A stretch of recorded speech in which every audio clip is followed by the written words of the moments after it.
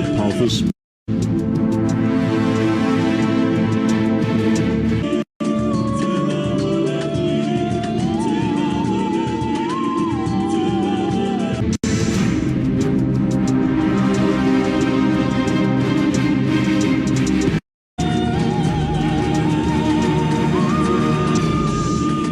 Revelation 8, verse 10.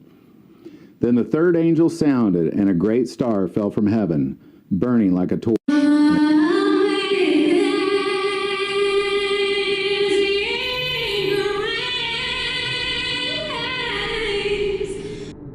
Apophis by J. M. Conradi.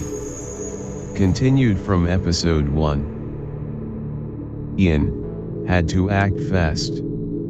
And of course, warn his family of possible chaos, and raise the need to get together around a table to discuss it.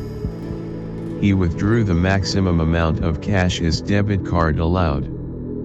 Then, he maxed out his credit card by adding to, or expanding, this little survivalist hoard he had already been building up for years. He suspected paper money could become irrelevant, so he extended his collection of precious metals. Then, bottled water and powdered energy drinks. No frozen or refrigerated food, but lots of meals that are easy to cook on a small gas stove, of which he bought another one, like noodles and soup. Sugar, coffee, tea, anything to make the foul-tasting but sterilized water of the apocalypse potable. Seeds for nutritious plants that do not need full sunlight. He was on the track of mushroom trays and chicken coops, but would later have to visit a specialized supplier for that. Toilet paper, multi-purpose soap, small sealed bottles of cooking oil, ideal for using without a fridge. Cheap, filling food like cornmeal, powdered mash, or eggs, and whole pumpkins.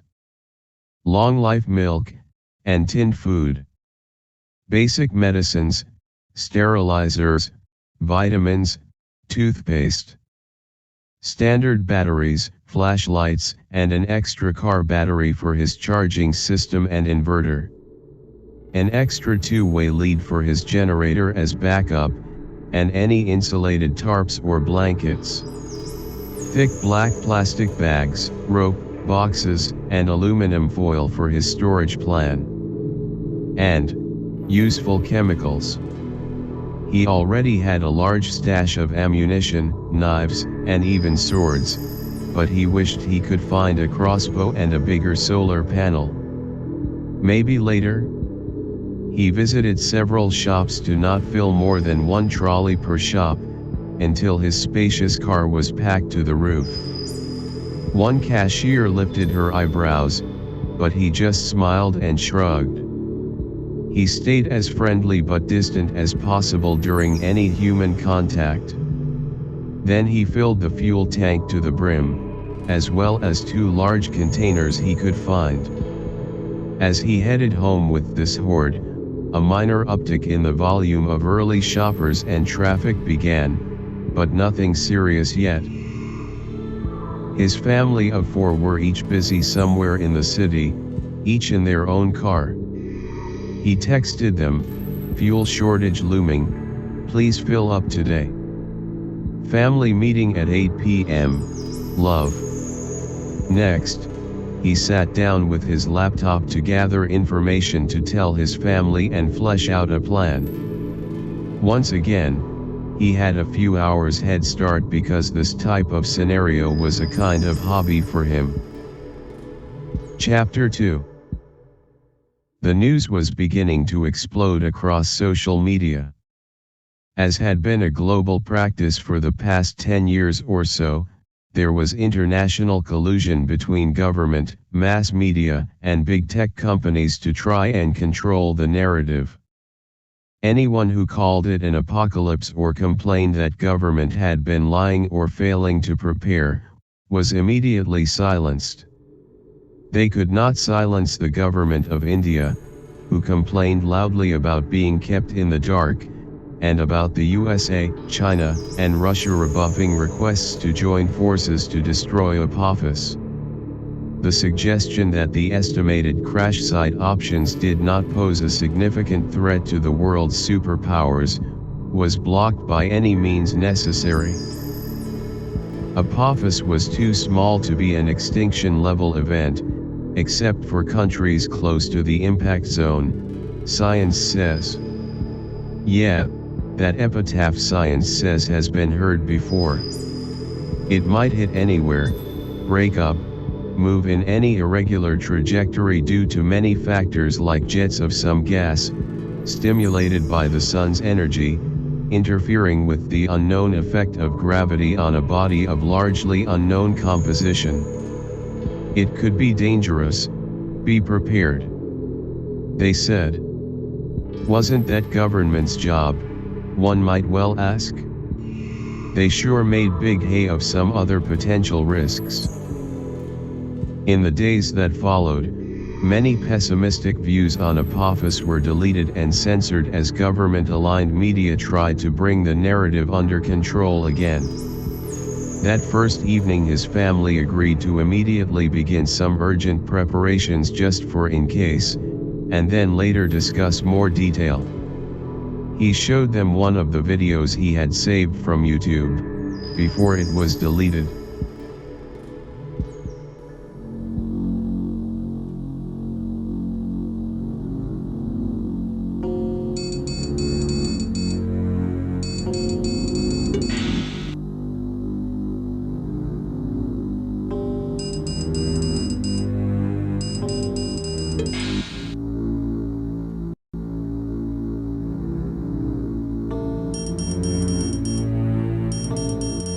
Chance of Apophis impacting Earth is about 100,000 times more likely than winning the lottery.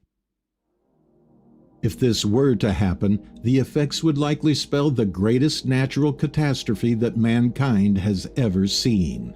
The Apophis impact event is estimated to have a kinetic energy of 1,200 megatons, which is over 40 times the energy of the aforementioned Tunguska meteor. This would be like detonating 80,000 Hiroshima bombs at the same point, all at once. The effect would be worsened if the meteor were to strike the ocean, as a resulting tsunami would devastate coastal populations on a near global scale. Life as we know it would likely take millions of years to recover. Day D-10, there was no time to dig a human shelter, but Biff began digging a smaller shelter for crucial provisions.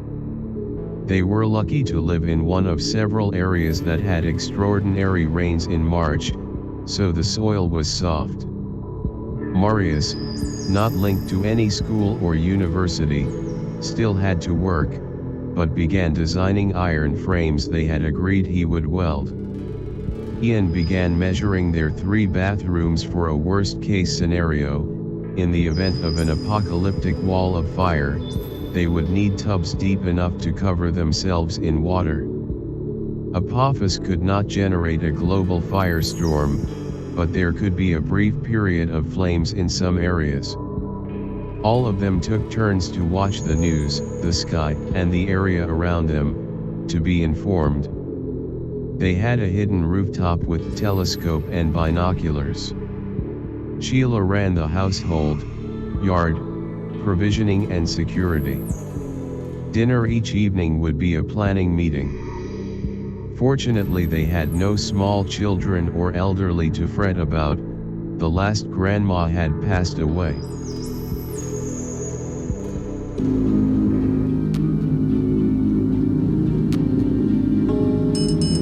Asteroid Apophis, asteroid Apophis.